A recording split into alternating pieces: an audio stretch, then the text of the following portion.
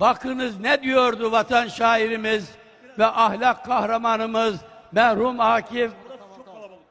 Yıkmak insanlara kadar kıymet mi verir? Onu en çolpa herifler de emin ol becerir. Sade sen gösterir. İşte budur kubbe diye. İki ırgatla iner şimdi Süleymaniye.